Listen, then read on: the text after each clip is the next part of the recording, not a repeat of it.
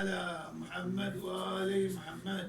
اللهم صل على محمد وآل محمد.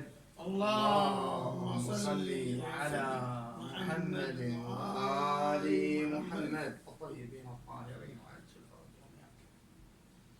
أعوذ بالله من الشيطان الغوي الرجيم. أعوذ بالله من الشيطان. بسم الله الرحمن الرحيم.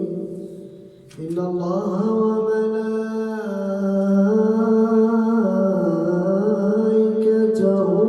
يصلون على النبي يا أيها الذين آمنوا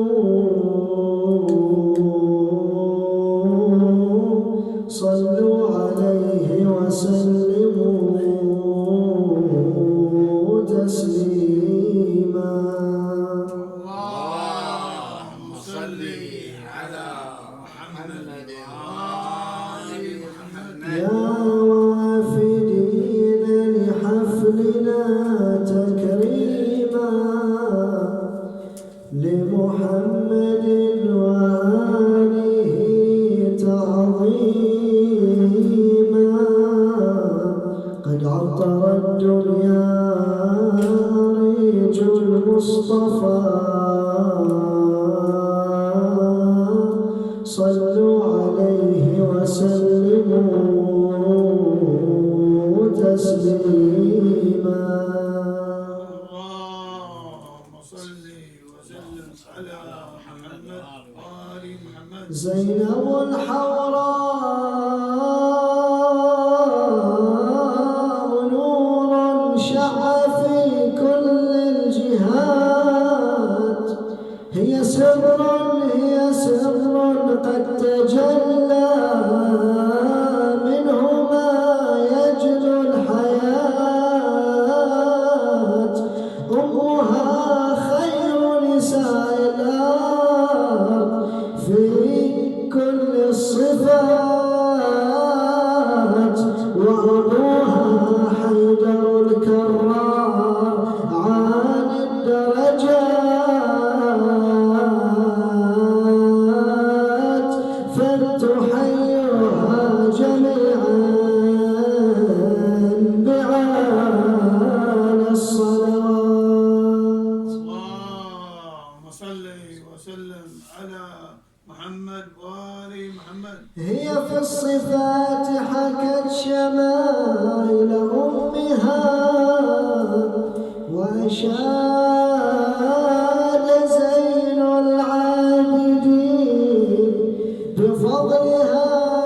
نزل الأمين على النبي نزل الأمين على النبي باسمها بأبي عقيلة هاشمين لم يلمها إلا إمام للعلا ورسوله. اللهم صل على محمد وآل محمد. ماذا أقول من المعاني والجمال في وصف بضعة حيدر خير العمال.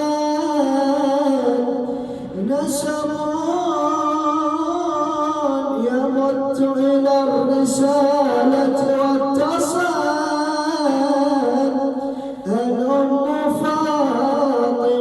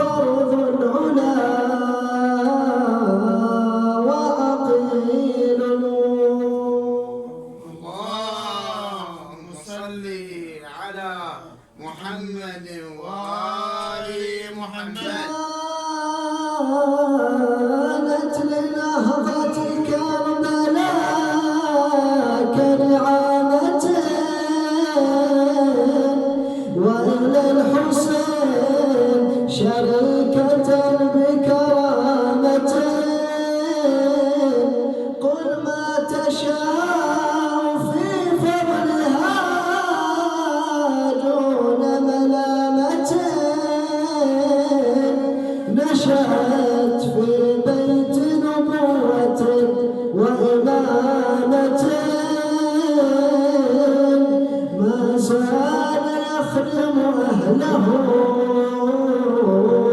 جبريل أفضل الصلاة والسلام عليك يا رسول الله محمد وآل محمد صلوات صل على محمد علي بن أبي طالب صلوات ربي عليه صلي وسلم عليه صلوات ربي عليه. روي عن سيدنا ومولانا زين العابدين سلام الله عليه أنه قال لعمته زينب يا عم أنت بحمد الله عالمة غير معلمة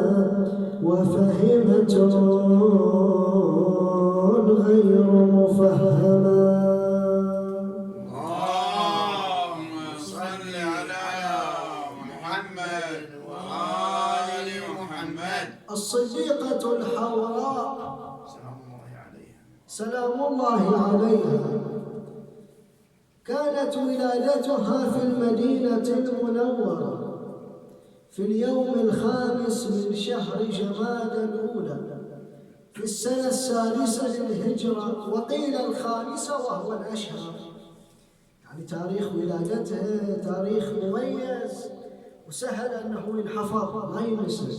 شلون؟ وهي ولدت في اليوم الخامس من الشهر الخامس من السنة الخامسة، كلها خمسة بخمسة وزيدك بعد من الشهر بيت، وعمرها 55 سنة.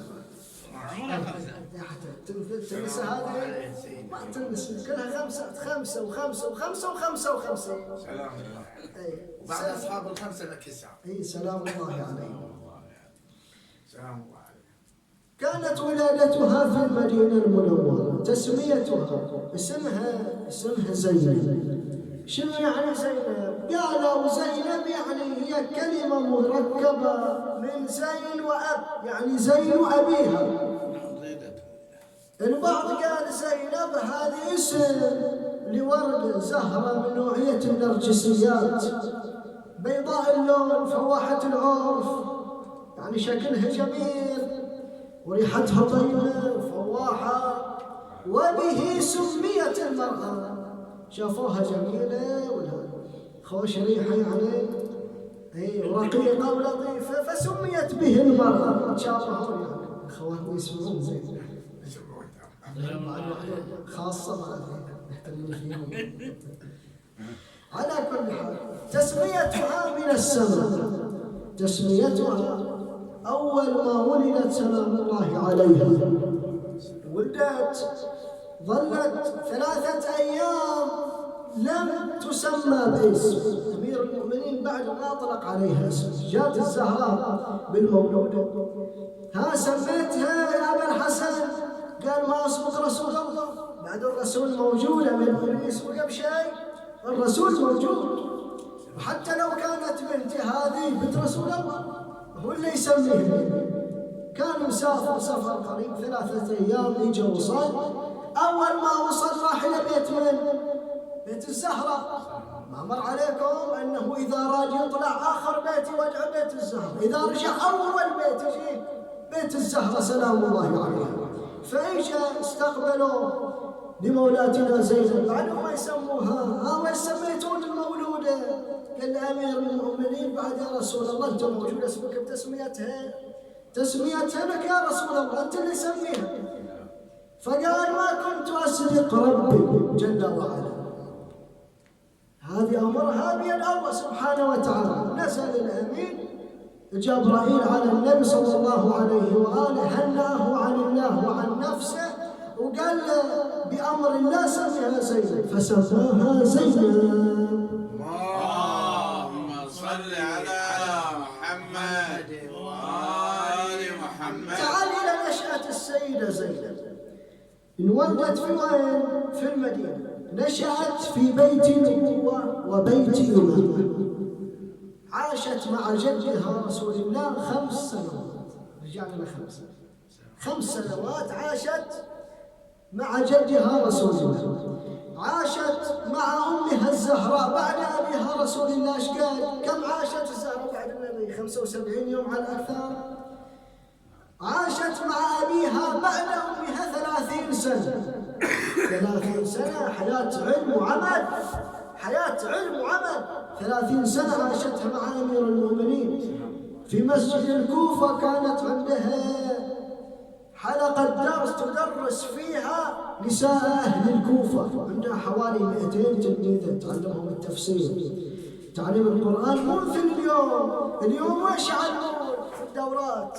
يعلمون التلاوة، القراءة الصحيحة ومخارج الحروف وغيرها. يعلموك تفسير، بالأغلب الظاهر ما يعلمون تفسير، ما يعلمون تفسير. بالأول إذا قال هذا معلم قرآن، هذا يعني مو بس يعلم قراءة صحيحة، يعلم تفسير، يصير عنده علم بالقرآن، عنده علم بالتنزيل، في وين نزلت، في من نزلت، علم تفصيل. يعني مو علم بهالشكل فقط قراءة، لا، مو أي واحد يجي ويعلم القرآن.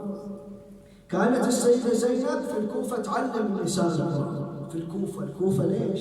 مركز الكوفة مركز للعلم والمعرفة. هذه من متى تأسست الكوفة؟ الأصبغ بن نبات ينقل خطبة لأمير المؤمنين يقول: يا أهل الكوفة إن الله حباكم بما لم يحب به أحدا، فإن مصلاكم، هذا مسجد الكوفة، فإن مصلاكم بيت آدم. شوف آدم من متى؟ بداية الخلق، بداية البشرية، خلق البشرية هو آدم، هو بدايته. وين كان بيته؟ كان بيته في الكوفة.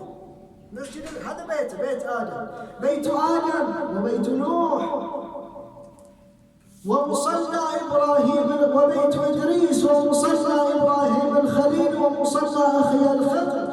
ولا تمضي الأيام ولا الزمان حتى يصلي، حتى يكون مصلى ابني المهدي. يعني من يطلع الإمام المهدي وين يصلي؟ يصلي في مسجد الكوفة. مو بس يصلي في مسجد الكوفة وانتهت، الروايات تقول يتخذها عاصمة له. الكوفة من يطلع الإمام المهدي يتخذها هي العاصمة لدولته سلام الله عليه، وعجل الله فرجه، وأرواحنا لتراب مقدمه الفداء ولذكره الشرف والصلوات. اللهم صل على محمد وآل محمد. وكذا مرة تكلم عنها أمير المؤمنين الكوفة، يوم يقول: كأني بك يا كوفة تمدين مد الأديم العكاظي. الأديم وش هو؟ قالوا الجلد اللي حول جسم الإنسان سموه أديم. أديم قالوا هو ظاهر الأرض. آدم ليش سمي بآدم؟ لأن خلق من أديم الأرض، ظاهر نزل جبرائيل وأخذ من أديم الأرض 7 قبضات من تراب. كل قبضة له لون، أخذ قبضة من تراب، تراب لونه أبيض، تراب لونه أسمر، تراب ما وش لونه 7 ألوان متعددة، لونه أحمر كذا. والله سبحانه وتعالى خلق من هذه جسد آدم سلام الله عليه. تجده في علم الشرائع ليش يعني آدم سلام الله عليه وشو كان لونه، حتى ذريته أولاد آدم ذرية آدم وإيش ألوانها؟ ألوانها مشكلة. شوف هذا أبيض، هذا صاير كحلي، هذا صاير أسمار، ألوان شتى يعني في ولد آدم. من وين؟ قالوا هذا علة هذا الأمر، هذا علته في علل الشرائع مذكورة. على كل حال هذا الأديم العكاظي، قالوا الأديم العكاظي يعني الجلد الذي يمد في سوق عكاظ، هذا يكون ثمين وغالي ونفيس. البعض قال هذا إشارة إلى أرض الكوفة هي أرض ثمينة، ما هي واحدة عادية، ما هي أرض عادية وسهلة، ما هي حرم أمير المؤمنين، وإن لأمير المؤمنين حرمها وهي الكوفة. العكاظي شنو يعني العكاظي؟ قالوا نسبة إلى عكاظ، سوق عكاظ، ما تسمع خميس مشيط وسبت العلاية. هذا عكاظ سوق أكبر سوق في الجاهلية عند العرب، استمرت 20 عام هذا السوق. هذه كل العرب يجتمعون فيها، تقام في السنة مرة وتستمر 20 يوم، كل العرب يجتمعون فيها. وسوق عكاظ مركز تجاري ضخم ومركز سياسي. شلون مركز سياسي؟ قالوا الحين شنو أداة الإعلام في ذلك الوقت؟ الشعر والأدب. الشعر والأدب مو فقط أداة إعلامية وسياسية كذلك. إذا تريد تسقط سلطة بأكملها فضلا عن شخص أو قبيلة، سلطة تجيب ويش؟ تجيب لك شاعر بس يهجوها السلطة، يهجوها الملك وأطب سوقها وخلاص بعد راحت أسهمها. هالشكل هي. ليش كانوا عجل الملوك وغيرها يدورون على الشعراء يسألون لهم العطايا يستميلوهم، ما يقدر يستميل يحاول يقتل. فكانت أداة سياسية ضخمة. شوف الخنساء، الأعشاء، النامية الدبياني، كلهم كانوا في وين؟ في سوق عكاظ يجلسون هناك وعندهم مؤتمر عود يصير فيه تقييم للشعر والشعراء وغيرها. وهم كان مركز علمي. بعض الدعاء يروحون إلى هناك، بعض الحكماء يروحون إلى هناك. قس بن ساعدة الإيادي هذا كان يروح في سوق عكاظ وينادي يعني في الناس وله خطب معروفة: يا أيها الناس من عاش مات ومن مات فات وكل ما هو آت وسجعات وغيرها يحطها. حتى النبي صلى الله عليه وآله ذهب عدة مرات إلى سوق عكاظ. مرة راح ويا أبو طالب، راح يتسولون في سوق عكاظ صارت قضايا. ومرة راح بعد وفاة أبو طالب يدعو الناس إلى الإسلام، لأن أكبر تجمع ومركز عند العرب عند الجاهلية هو سوق عكاظ.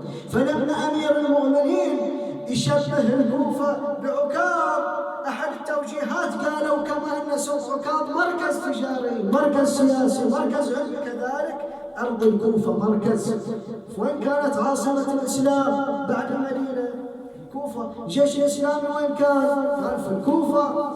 ومركز العلم والمعرفة وين؟ الكوفة. مركز العلم والمعرفة الكوفة. شوف هذول العلماء الفطاحل من وين تخرجوا؟ من أرض الكوفة.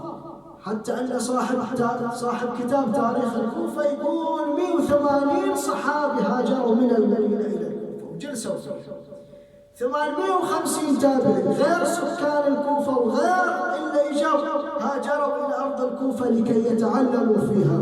الإمام الصادق 2 سنين جلس في الكوفة وخرج منها علماء. الراوي يقول دخلت مسجد الكوفة وإذا به كم 900 شيخ كل منهم يقول حدثني جعفر. فكان مركز للعلم. من اللي أسس له المركز العلمي؟ السيدة زينب هي اللي كانت تعلم النساء. التعليم ما هو مقتصر على الرجال. السيدة زينب تعلم النساء، تعلم النساء أهل الكوفة أكثر من 200 تلميذ تعلموا تفسير القرآن وتفسير حصلنا منه معارف حرم منه غيرنا. انتهجوا منهج يخالف غير أهل البيت. من يجون الحروف المقطعة وش يقولون في التفسير؟ يقولون حروف مقطعة ليس لها معنى. حتى أحد العلماء يعلق يقول معقولة القرآن في شيء ما له معنى؟ معقولة يعني بلاغة وفصاحة وتنزيل من رب العالمين تالي ما له معنى؟ ما صارت هذه، ما يصير. حتى عقلا ما تنقل المعنى. قول له معنى بس ما نعرف فيه، بس مو ما له معنى. السيدة زينب لما اجت الحروف المقطعة ذكرت معانيها، فسرت وأولت عندها التأويل. عالمة هي، نشأت في بيت النبوة الإمام الصادق يقول أنت بحمد الله عالم غير معلم، هو فهم غير مفهم. ذاك اليوم أمير المؤمنين يختبى خلف الباب خلف الستار يريد يسمعها شلون تشرح، شلون تلقي الدرس، شلون تبين. ابتديت بسورة مريم. سورة مريم وش بدايتها؟ حروف مقطعة، كاف يا ها عين صاد، حروف مقطعة. بدت في شرح هذه الحروف شنو معناها، شنو المقصود بها. أمير المؤمنين يسمع فراقه شرحها أعجبه بيانها. انفض المجلس، تفرقت النساء، خلص الدرس، التقى بها أمير المؤمنين مدحها. خوش شرح وخوش بيان، خوش تبيان، لكن اكو معنى ما ذكرتيه وبين له المعنى. يعني مولد ما تجيب المعنى. كلكم عارفين ومر عليكم. فكانت عالمة محدثة السيدة زينب وما أدراك ما زينب. فهذا 30 سنة مع أمير المؤمنين سلام الله عليه بعد أمها. 5 سنوات معنا من 30 كم صارت؟ 35. ومع الإمام الحسن 10 ومع الإمام الحسين 10 صاروا 20 و35 55 سنة. هذا عمرها حين وفاتها سلام الله عليها. عندها كرامة من الله تبارك وتعالى ما أكو أحد. أما قبرها الشريف وعند حاجة قضية حاجته.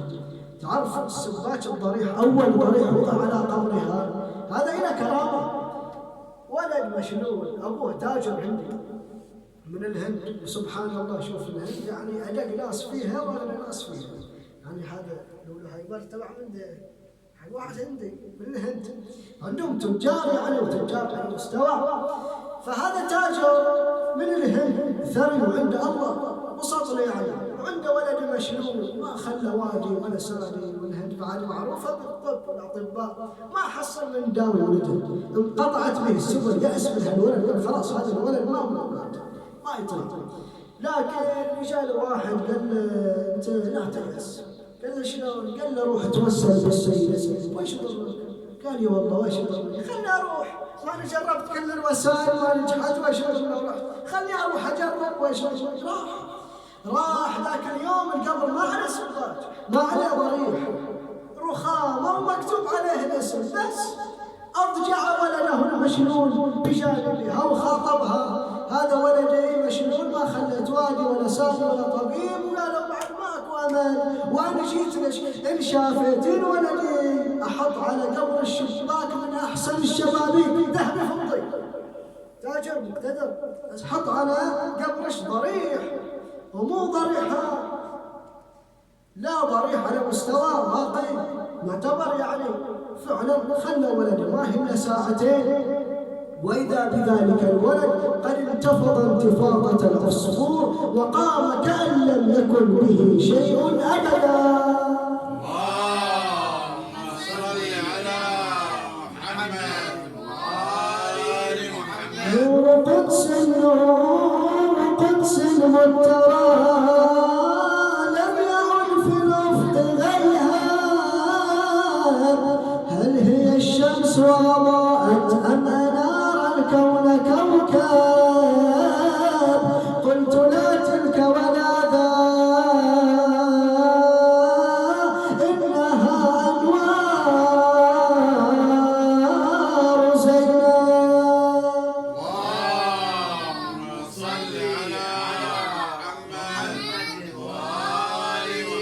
اللهم صل على محمد وآل محمد. اللهم صل على محمد وآل محمد. اللهم صل على محمد وآل محمد.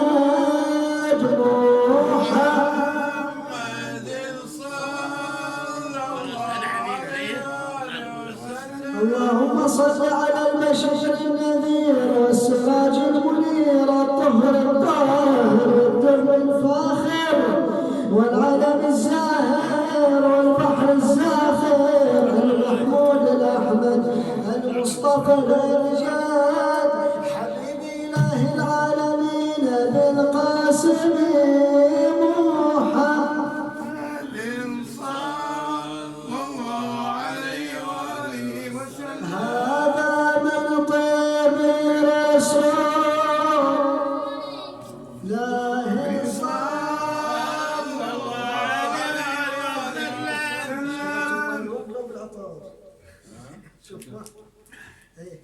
اللهم صل على محمد وآل محمد. لما أراد الله سبحانه وتعالى أن يزين الوجود بابنة خاتم الأنبياء والمرسلين وابنة يعسوب الدين ونور المجاهدين وزين البكائين أمير المؤمنين ليث الله الغالب والشهاب الثاقب وصاحب المناقب علي بن أبي طالب وسيد رسول الله صلى الله عليه وسلم. جمع شمل سيدنا ومولانا أمير المؤمنين مولاتنا الصديقة الكبرى فاطمة الزهراء سلام الله عليها فحملت حملا مباركا خفيفا الميمونة.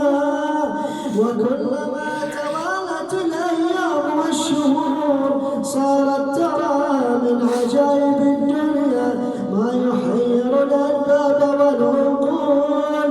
فكانت تسمع ما في بطنها يقول أفلح من صلي على الرسول وآل الرسول. يا سامعين النظام صلوا محمد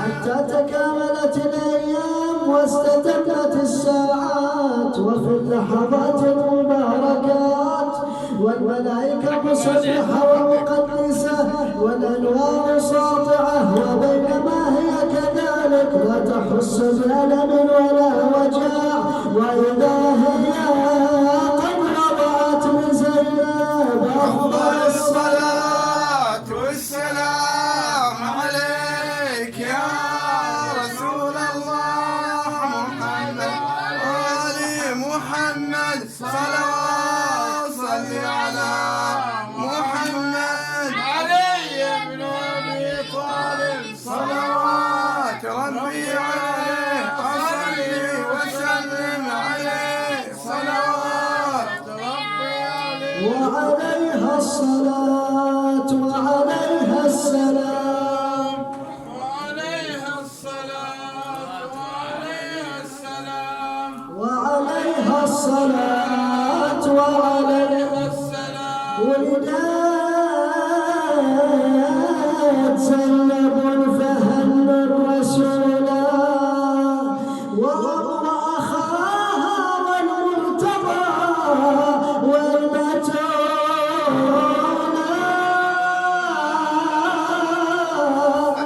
فهي شعات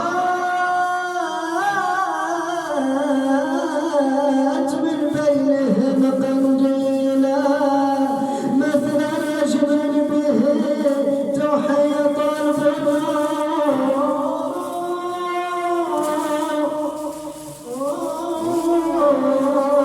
بنت رسول الله.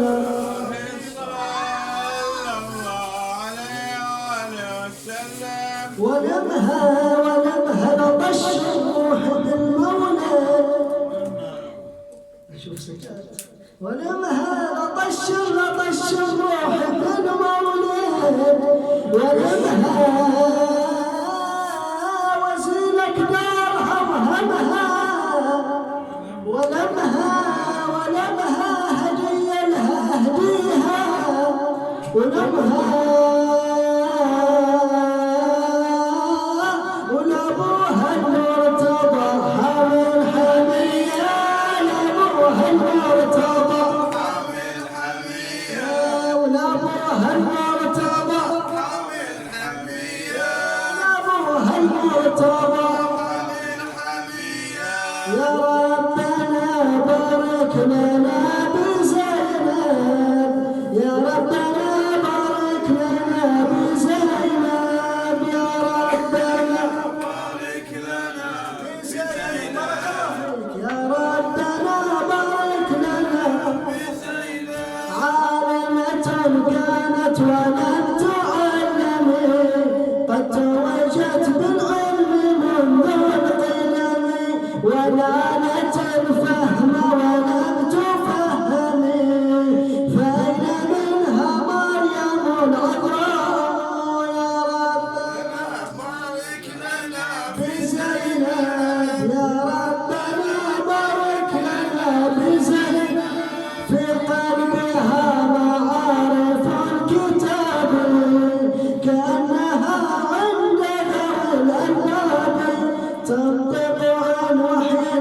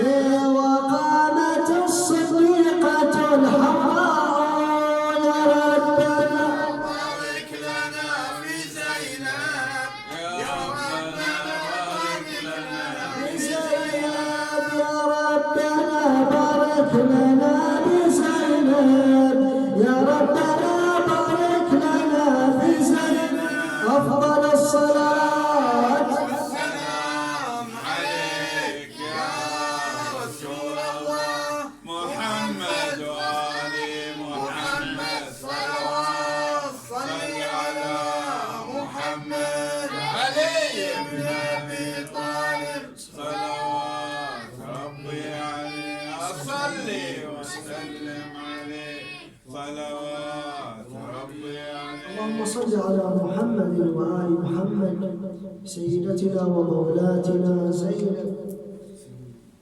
فرج عنا يا الله اقضي حوائجنا يسر امورنا فرج همومنا شافي مرضانا اكو مرضى يسالونكم الدعاء منومين في المستشفى رحم الله من يقرا الايه الشريفه بشفاء المرضى وقضاء الحوائج وتعجيل فرج المولى صاحب العصر والزمان.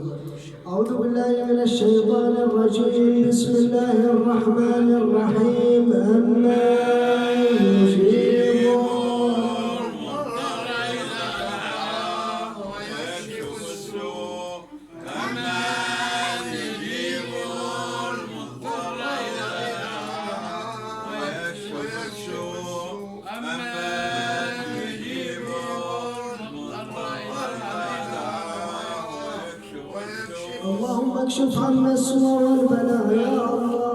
اللهم ومن اوصونا بالدعاء لهم اللهم شافهم بشفائك وداوهم بدوائك وعافهم من بلائك بحق وليك وابن اوليائك صاحب هذا العصر والزمان. ورحم الله من يقرا سوره الفاتحه ويؤدي ثوابها الى المرحوم الحاج السيد مصطفى البراهيم والى السيد جواد حسين وإلى السيد كوثر البراهيم والمؤمنين والمؤمنات ومن ليس له ذاكر ويذكر سورة الفاتحة تسبق وصلوات. اللهم